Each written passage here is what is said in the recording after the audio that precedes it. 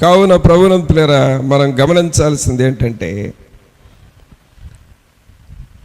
సాతానుడు మనలను ఎన్నోసార్లు మన పేరు తుడిచివేయబడాలని, మనము హతము చేయబడాలని, మనము బలహీనులం కావాలని, మనము కృంగిపోయిన వారుగా మారాలని, మనం శోధనలో పడాలని, ఈ కనానీయుల లాంటి స్వభావము, సాతాను స్వభావము చాలాసార్లు మన మీదకు కూడా వస్తూ ఉంటుంది. కానీ నీవు ఆ టైంలో ఎవరిని జ్ఞాపకం చేసుకోవాలంటే ఆయన ఘనమైన నామమును జ్ఞాపకం చేసుకోవాలి. ఆమేన్.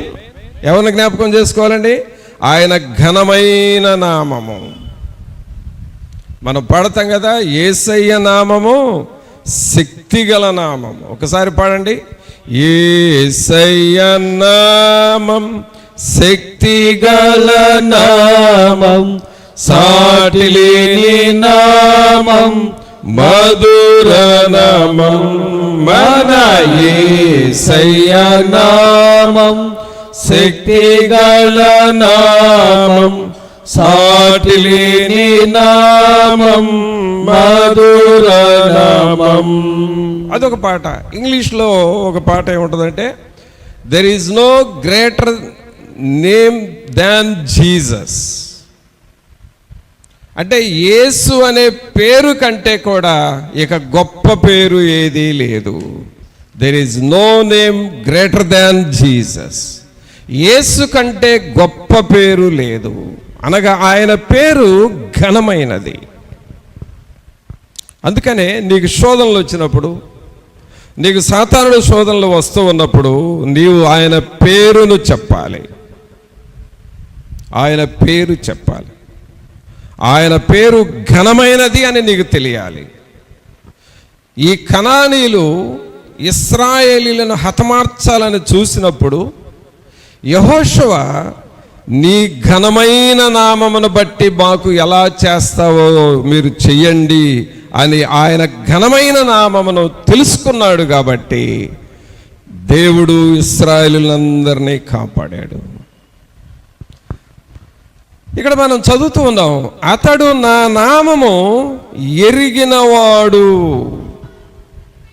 అనగా పిల్లరా, డే టు డే లైఫ్లో నీకు వస్తున్న టెంప్టేషన్స్, నీకు వస్తున్న ట్రబుల్స్, నీకు వస్తున్నటువంటి పరిస్థితులన్నిటిలో ఆయన ఘనమైన నామమును నీవు ఉపయోగించాలి.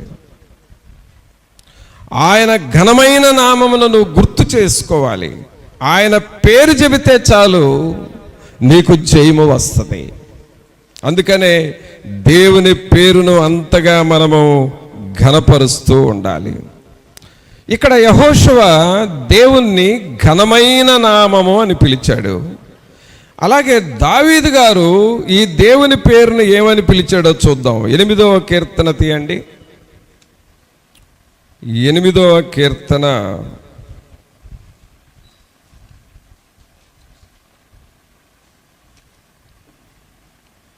8వ కీర్తన 1వ వచనం చదవండి. యెహోవా మా ప్రభువా, ఆకాశములలో నీ మహిమను కనపరచువాడా, భూమి అందంతటా నీ నామము ఎంత ప్రభావము గలది. యెహోషువ దేవుణ్ణి ఘనమైన నామము అని చెప్పాడు. అక్కడ ఇశ్రాయేలీయుల సైన్యానికి జయం వచ్చింది. ఇక్కడ దావీదు గారు ఏమని చెబుతూ ఉన్నాడంటే, యెహోవా మా ప్రభువా. ప్రభునంతులారా, దేవుణ్ణి ఎప్పుడు కూడా నీవు పర్సనల్గా పిలుచుకోవాలి. వెన్ యు ప్రే, జీసస్ ఈ బిలాంగ్స్ టు యూ. దేవుడు నీకు చెందినవాడు, నీవాడు, నీ ఇంటిలో వాడు, నీకు సంబంధించినవాడు అన్నట్టుగా పర్సనల్గా చెప్పుకోవాలి దేవుణ్ణి. అంతేగాని ఏదో గౌరవంగా మీరు అక్కడ ఉన్నారు, మీరు ఆకాశంలో ఉన్నారు అన్నట్టుగా చెప్పకూడదు దేవుణ్ణి. ఆయన ఏమైనా రాస్తున్నాడు, యెహోవా మా ప్రభువా, నా దేవా, మా ప్రభువా, నా కుటుంబానికి దేవుడివి, నా పిల్లలకు దేవుడివి, నా ఇంటిలో జరిగే పనులకు మా దేవుడు నీవే. So when ever you call the name of Jesus, నువ్వు ఎప్పుడు పిలిచినా కూడా apply to your personal life, వ్యక్తిగతంగా సంబోధించుకో. దేవుని మందిరంలోకి వచ్చావు, దేవుని దగ్గర మోకరించావు, నా దేవుడు ప్రభు అను. లోకానికి దేవుడివి, సృష్టికి దేవుడివి అని అంటాం, అది సహజం, అది గణపరుస్తాం. కానీ నువ్వు పర్సనల్గా నువ్వు పిలుచుకోవాలి. నా దేవుడివి, నా రక్షకుడివి, నా ఇంటిలో ఉన్నవాడివి, నా పిల్లలకు దేవుడువు, నా పనులు చేసి పెట్టే దేవుడువు, నువ్వు నా దేవుడువు, నా ప్రభుడవు అని నువ్వు పర్సనల్గా దేవుణ్ణి పిలవాలి. అది దేవుని నామము తెలుసుకోవటం అంటే. కావున ఇక్కడ దావీదు గారు ఏమంటున్నాడు? యెహోవా మా ప్రభువా అనగా మా అనే పదం ఎందుకు వాడాడంటే ఇక్కడ ఆయన ఫ్యామిలీకి అప్లై చేసుకుంటున్నాడు. మా కుటుంబ దేవుడవు. అలాగే మా అనే పదం ఎందుకు అక్కడ వాడాడంటే ఆయన సైన్యానికి అప్లై చేసుకుంటున్నాడు. మా సైన్యానికి దేవుడవు. అలాగే మా అనే లెటర్ అక్కడ ఎందుకు వాడాడు అని అంటే ఆయన పరిపాలిస్తున్న దేశానికి అప్లై చేసుకుంటున్నాడు. మా దేశానికి నువ్వు దేవుడవు.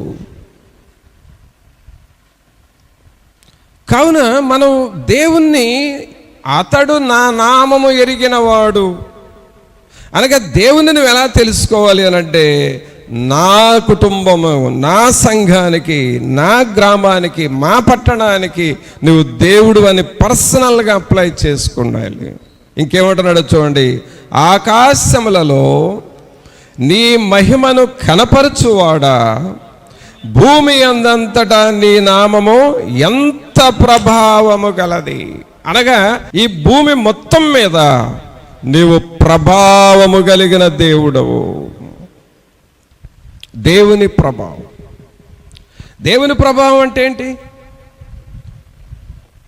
దేవుని ప్రభావం అని అనగా 12 సంవత్సరాల నుండి రక్తస్రావము కలిగిన స్త్రీ యేసుక్రీస్తు ప్రభు దగ్గరకు వెళ్ళి ఆయన వస్త్రపు చెంగు ముట్టుకుంటాను, నాకు స్వస్థత వస్తుంది అని విశ్వాసముతో వెళ్ళింది. వెళ్ళి ప్రభు దగ్గరకు వెళ్ళి ఆయన వస్త్రపు చెంగు, ఆయన షర్టు ఒక అంచు పట్టుకుంది. వెంటనే ప్రభు అన్నాడు, ప్రభావము నాలో నుండి వెళ్ళింది. అనగా అక్కడ ప్రభావము అని అంటే దేవుని శక్తి మనలోనికి వస్తుంది. దేవునిలో ఉన్న అభిషేకము మనలోనికి వస్తుంది. దేవునిలో ఉన్న స్వస్థత మనలోనికి వస్తుంది. దేవునిలో ఉన్న ఆ పరలోకము యొక్క ప్రభావము మనందరిలోనికి వస్తుంది. కావున పిల్లరా, ఇలాగూ దేవుని సన్నిధిలోనికి వచ్చి ఆయన సన్నిధిలో కూర్చొని వాక్యం వింటున్నప్పుడు, ఆయన పేరున ప్రార్థన చేస్తున్నప్పుడు, ఆయన పేరున పాటలు పాడుతూ ఉన్నప్పుడు, ఆయన పేరును గూర్చి వాక్యం వింటున్నప్పుడు ఆ ప్రభావము నీ శరీరములోనికి వెళ్ళిపోతుంది. యేసులో ఉన్న ప్రభావము నీ రక్తములోనికి వెళ్ళి నీ రక్తాన్ని శుద్ధీకరిస్తుంది. యేసులో ఉన్న ప్రభావము నీ అనారోగ్యము ఉన్న భాగాలకు వెళ్ళి అక్కడ హీలింగ్ స్టార్ట్ చేస్తుంది. అది దేవుని ప్రభావము. కావున ప్రభు సన్నిధిలోనికి వచ్చినప్పుడు ఆయన నామమును మనం ఎలా తెలుసుకోవాలంటే ఆయన ప్రభావము నాలోనికి రావాలి, ఆయన శక్తి నీలోనికి రావాలి. ఒకవేళ నీకేమైనా డల్నెస్ ఉండి ఆరోగ్యం బాగాక, ఒకవేళ కొంచెం వీక్గాను దేవుని మందిరంలోనికి వచ్చి ఉండొచ్చు, ఈ వాక్యమే నీ ప్రార్థన చేసిన తర్వాత శక్తితో నువ్వు తిరిగి వెళ్ళాలి. అదే దేవుని ప్రభావం నీలోనికి వస్తుంది.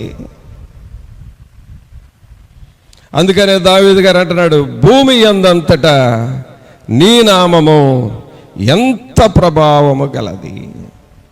అంతేకాదండి, ఇంకా ఇదే కీర్తనలో 8వ కీర్తనలోనే ఆయన ప్రభావాన్ని గురించి స్ట్రెస్ చేస్తూ ఉన్నాడు, ఇంకా నొక్కి చెబుతున్నాడు. ఎక్కడ చెబుతున్నాడు? 9వ వచనం చూడండి. 9వ వచనం, యెహోవా మా ప్రభువా, భూమి అందంతటా నీ నామము ఎంత ప్రభావము గలది. అనగా ఈ 8వ వచనంలో మొదటి వచనములో దేవుని ప్రభావమును గుర్తు చేస్తున్నాడు. అలాగే 9వ వచనంలో దేవుని ప్రభావాన్ని గుర్తు చేస్తున్నాడు. అనగా ఈ 8వ కీర్తనలో మొదటి వచనంలో ఏముంది? దేవుని ప్రభావం ఉన్నది. 9వ వచనం చివరి వచనంలో ఏముంది? దేవుని ప్రభావం ఉన్నది, అనగా ఆయన శక్తి ఉన్నది. అయితే ఇప్పుడు నేను ఒక సీక్రెట్ చెప్తున్నాను, వినండి. మధ్యలో ఎవరున్నారో చూడండి. ఈ 8వ కీర్తనలో మొదటి వచనంలో ప్రభావం ఉన్నది, 9వ వచనంలో ప్రభావం ఉన్నది. ఈ కీర్తన మధ్యలో ఎవరున్నారు అని అంటే 4వ వచనం చదవండి. నీవు మనుష్యుని జ్ఞాపకము చేసుకునుటకు వాడేపాటి వాడు, నీవు నరపుత్రుని దర్శించుటకు వాడేపాటి వాడు. అంటే ఇప్పుడు మధ్యలో ఎవరున్నారు? మనుష్యుడు ఉన్నాడు. ఈ సత్యం మీకు తెలియాలి. ఈ చాప్టర్లో ఈ సీక్రెట్ మీరు తెలుసుకోవాలి. ఈ సత్యం మీకు అందరికి అర్థం కావాలి. మొదటి వచనంలో ఎవరున్నారు? దేవుని ప్రభావం ఉంది. చివరి వచనంలో ఎవరున్నారు? దేవుని ప్రభావం ఉంది. మధ్యలో ఎవరు పెట్టాడు? మనుషుణ్ణి పెట్టాడు. చప్పట్లు కొట్టండి ఒకసారి. అర్థమైందా? అంటే నీకు ముందు దేవుని ప్రభావం ఉన్నది, నీకు వెనక దేవుని ప్రభావం ఉన్నది. దేవుని ప్రభావము మధ్యలో నువ్వు ఉన్నావు. ఆమేన్. అది పిల్లరా మనం తెలుసుకోవాల్సిన రహస్యం. అందుకనే ఆయన నామమును నువ్వు తెలుసుకోవాలి. నువ్వెప్పుడు ప్రార్థన చేసినా దేవుని ప్రభావము నీలోనికి వస్తుంది, దేవుని స్వస్థత నీకు వస్తుంది, దేవుని శక్తి నీకు వస్తుంది, దేవుని సన్నిధి నీకు వస్తూ ఉంటుంది. నీ ముందు నీ వెనుక ప్రభు తన ప్రభావమును పెట్టి మధ్యలో మనుష్యుణ్ణి పెట్టాడు. అందుకే దావీదు గారు అంటున్నాడు, నీ నామము ఎంత ప్రభావము గలది. ఈ ప్రభావము పిల్లరా అన్ని యాంగిల్స్లో దేవుడు నీకు ఉపయోగపడుతుంది. నీ ఆరోగ్యానికి, నీ ఆర్థిక పరిస్థితులకి, నీ కుటుంబానికి, నీ జీవిత కొరతలు తీర్చడానికి, అలాగే పరలోకం నీకు ఇవ్వడానికి, రక్షణ నీకు ఇవ్వడానికి, అన్ని రకాలుగా ఆయన ప్రభావం మన మీద ఉంటుంది. అందుకే ఆయన నామమును నువ్వు తెలుసుకోవాలి, ఆయన నామమును నీవు ఘనపరుస్తూ ఉండాలి. అంతేగాని ఏదో ఉదయం 2 నిమిషాలు ప్రార్థన చేసుకొని అలాగూ ఆమేనని చెప్పుకోవటం కాదు. ఆయన ప్రభావాన్ని నువ్వు ధ్యానం చేసే కొలదే, ఆయనను నువ్వు తలంచుకునే కొలదే దేవుని శక్తి నీలోనికి వస్తుంది.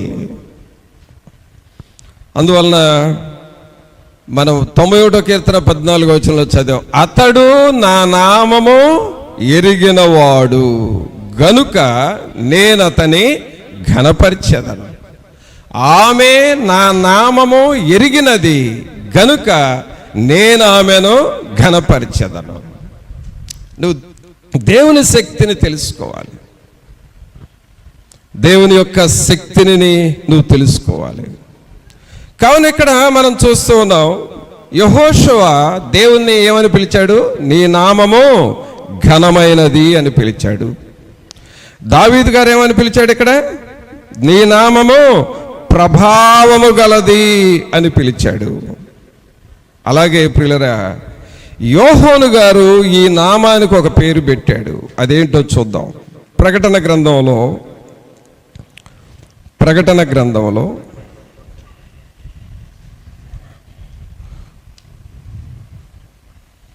19వ అధ్యాయం తీయండి. ప్రకటన గ్రంథము 19వ అధ్యాయము 13వ వచనం చదవండి. 13 రక్తములో ముంచబడిన వస్త్రము ఆయన ధరించుకొని ఉండెను, మరియు దేవుని వాక్యము అను నామము ఆయనకు పెట్టబడి ఉన్నది. ప్రభువు ప్రియరా, ఇక్కడ యోహాను గారు ఏమని రాస్తున్నాడంటే, దేవుని నామము అనగా దేవుని వాక్యము. దేవుని వాక్యము అను నామము ఆయనకు పెట్టబడి ఉన్నది. అందుకనే దేవుని పేరును నువ్వు తలంచుకోవాలంటే దేవుని వాక్యాన్ని నువ్వు చదువుతూ ఉండాలి. దేవుని వాక్యాన్ని నువ్వు చదువుతూ ఉండాలి.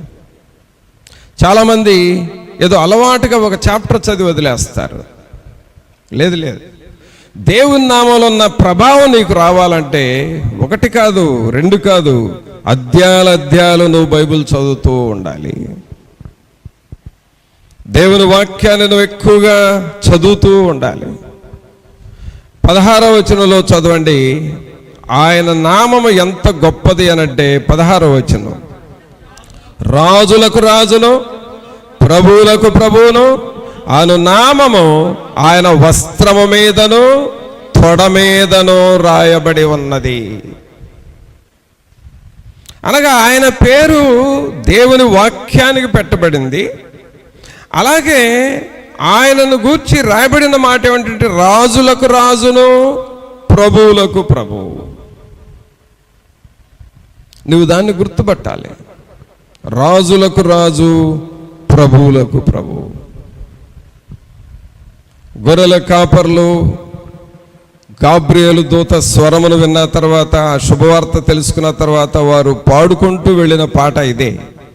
రాజులకు రాజు పుట్టెనన్నయ్య, ప్రభువులకు ప్రభువు పుట్టెనన్నయ్య, వెళ్ళి చూద్దాము రండి అని బయలుదేరి వెళ్ళారు. కావున ప్రభువులారా, దేవుని నామమును నువ్వు తెలుసుకోవాలి, దేవుని పేరును నువ్వు తెలుసుకోవాలి. అందుకనే అక్కడ మనం చదివాం కదా 91వ కీర్తన చూడండి. ఇప్పుడు మనం 91వ కీర్తన చూద్దాం. 91వ కీర్తన 14వ వచనం చదువుకుందాం. అతడు నన్ను ప్రేమించుచున్నాడు గనుక నేనతని తప్పించెదను, అతడు నా నామము నెరిగినవాడు గనుక నేనతని ఘనపరచెదను. చూడండి, అతడు నా నామము నెరిగినవాడు గనుక నేను అతని ఘనపరచెదను అంటే మనము దేవుని పేరును తెలుసుకోవాలి. ఇప్పుడు ముగ్గురును చూపించాను మీకు. దేవుని పేరును ఎలాగూ చెప్పారు వాళ్ళు ముగ్గురు. ఒకళ్ళు ఎవరు? యెహోషువ. రెండో వాళ్ళు దావీదు. మూడో వాళ్ళు యోహాను. ముగ్గురును చూపించారు. ఈ ముగ్గురు దేవుని ఎలా అర్థం చేసుకున్నారు? యెహోషువ ఏమని చెప్పాడు దేవుని గురించి? నీ ఘనమైన నామము అన్నాడు. ఘనమైన నామమును జ్ఞాపకం చేసుకోగానే అక్కడ ఇశ్రాయేలుల సైన్యము తుడిచిపెట్టబడాలని కనానీయులు ఆలోచన చేశారు. కానీ ఇశ్రాయేలు సైన్యాన్ని దేవుడు కాపాడాడు. అలాగే రెండవవారు దావీదు. దావీదు దేవుని ఏమని పిలిచాడు? నీ నామము ప్రభావము గలది అని అన్నాడు. ఆయన ప్రభావం ముందు ఉన్నది, వెనక ఉన్నది, మధ్యలో ఎవరున్నారు? మనుష్యుడు ఉన్నాడు. మనుష్యునితో దేవుని ప్రభావం ఉన్నది. ఆ ప్రభావము రక్తస్రావము కలిగిన స్త్రీని స్వస్థపరిచింది. ఆ ప్రభావము 18 సంవత్సరాల నుండి నడువంగిపోయిన దయ్యం పట్టిన స్త్రీని స్వస్థపరిచింది. ఆ ప్రభావము బెతెస్దా కోనేరు దగ్గర 38 సంవత్సరాల నుండి పడి ఉన్న రోగిని లేచి నడిచేటట్లుగా చేసింది. ఆ ప్రభావము శృంగారమను దేవాలయము దగ్గర పుట్టినది మొదలుకొని కుంటివాడైన వ్యక్తిని, 40 సంవత్సరాల కుంటి జీవితం అనుభవించిన వ్యక్తిని పేతురు యోహానులు వెళ్ళి నజరేయుడైన యేసు నామములో లేచి నడవమనగానే లేచి గంతులు వేశాడు. అది దేవుని ప్రభావము, ఆయన ప్రభావం. అనగా యెహోషువ నీ ఘనమైన నామం అని పిలిచాడు. దావీదు నీ నామం ప్రభావము గలదని పిలిచాడు. మరి యోహాను గారు ఏమని పిలిచాడు? దేవుని వాక్యము. చెప్పండి అందరూ, దేవుని వాక్యము. మనం ఒక పాట పాడతాం. నీ వాక్యమే నన్ను బ్రతికించెను, బాధలలో నెమ్మదినిచ్చెను, నీ వాక్యమే నన్ను బ్రతికించెను, బాధలలో నెమ్మదినిచ్చెను. కృపాశక్తి దయా సత్య సంపూర్ణుడా, వాక్యమై ఉన్న యేసు వందనమయ్యా. కృపాశక్తి దయా సత్య సంపూర్ణుడా, వాక్యమై ఉన్న యేసు వందనమయ్యా. నీ వాక్యమే నన్ను బ్రతికించెను, బాధలలో నెమ్మదినిచ్చెను. కావున పిల్లరా, యోహాను గారు ఆయన నామమునకు పెట్టిన పేరు దేవుని వాక్యము. ఈ వాక్యమే, ఈ నామమే రాజులకు రాజు, ప్రభువులకు ప్రభు అని పిలుస్తూ ఉన్నాడు. అయితే ఇంత గొప్ప నామమును మనం ఏం చేయకూడదు అంటే, చూడండి దేవుని వాక్యంలో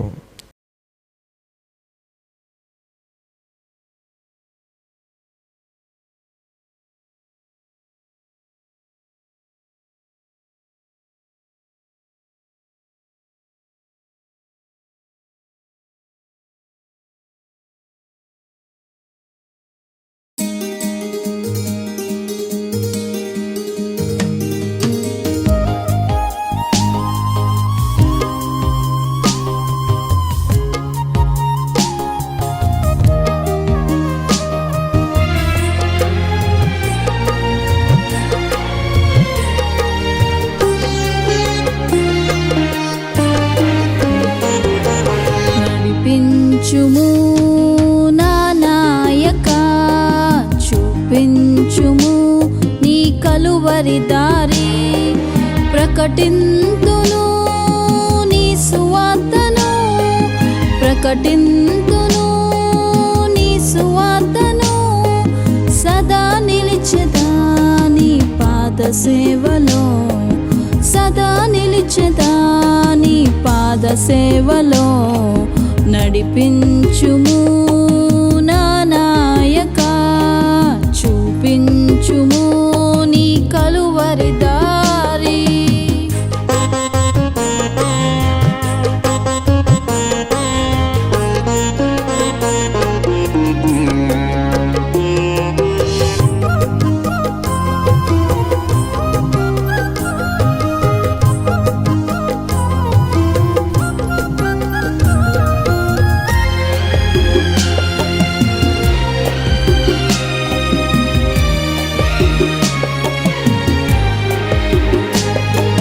జీవితమే దుర్బలమై బ్రతుకే విసుగాయనే, బలు రక్కసి చెట్లు నా హృదయములో పెరిగే.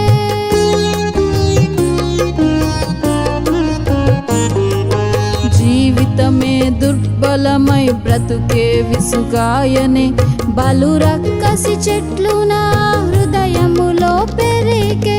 బీడైన ఈ నేల షారోన్ వలె మారులా, బీడైన ఈ నేల షారోన్ వలె మారులా. ఎడారిలో ఓయాసిసుల ఊటగా నుంచుము, ఎడారిలో ఓయాసిసుల ఊటగా నుంచుము. నడిపించుము నా నాయక, చూపించుము నీ కలువరి దారి.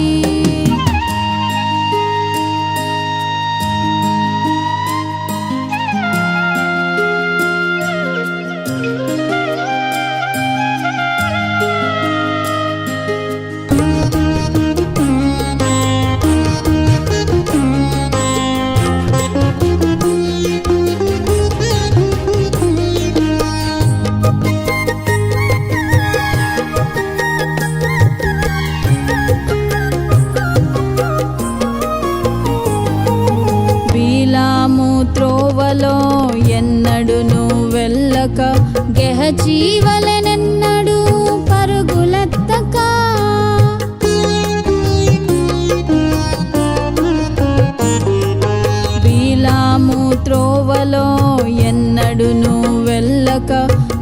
జీవలెనెన్నడు పరుగులెత్తక కయ్యను వలె నేను కయ్యమునకు పోక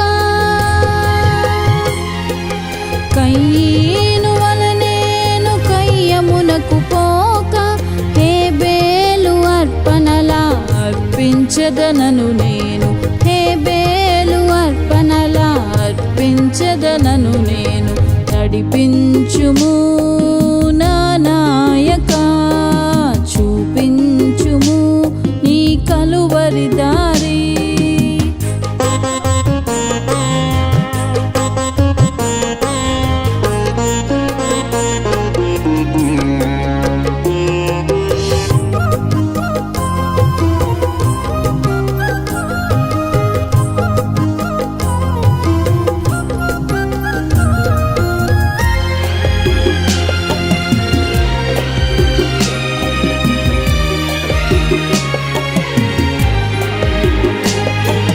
మందగిలిన బంగారము వలె నేను కాక మేలిమి బంగారము వలె పుటము వేయుము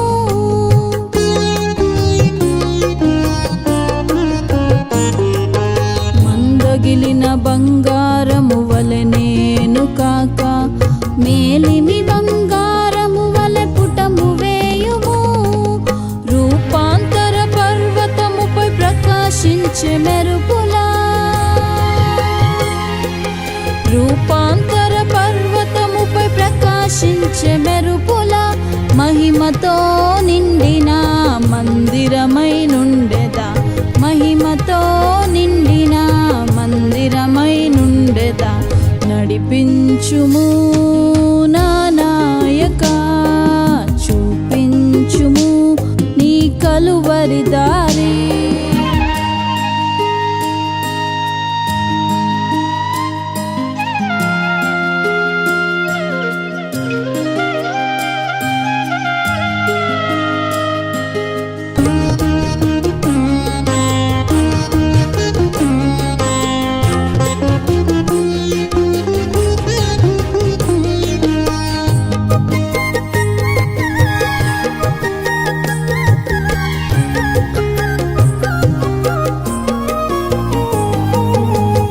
ఎదుట నేను పాపమును చేయక నీ ధర్మ విధులను నా మనసులో నుంచుము